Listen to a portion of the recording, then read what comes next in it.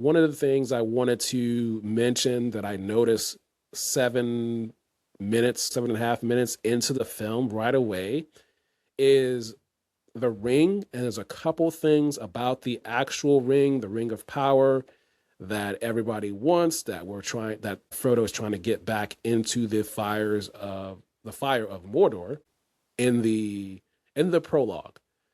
When Bilbo first gets the ring, now we see the ring bouncing down a hill on rocks. We see that. But what I want to talk about is the sound of that ring bouncing down those rocks. That's a heavy, specific sound.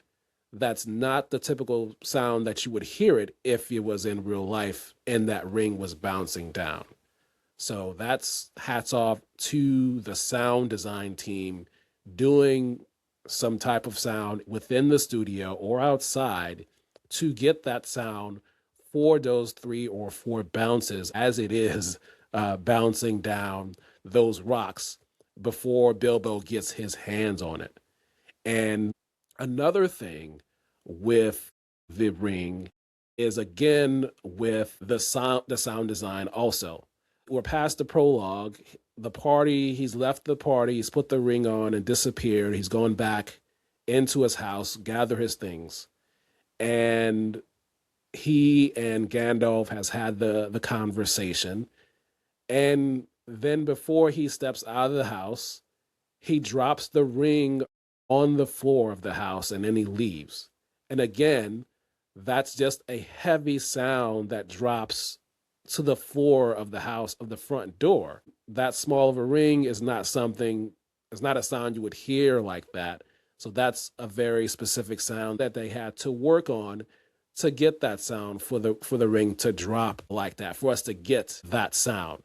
And so those are the sort of the typical things you would have to work on in a sound studio, or perhaps go outside to record different types of things to get those particular sounds for the ring or for different types of things. Star Wars, for example, they had to go out to different things outside, record different types of engines and all different types of things to get those specific sounds for ships taking off, landing, going into hyperdrive. That's just one particular example, but just sound design to get those sounds of the ring bouncing down the rock, of the ring hitting the floor and getting that sound. And then one last thing about the Ring of Power is, fast forward, we are about halfway or so through the film, and before the Fellowship goes into the tomb of Moria,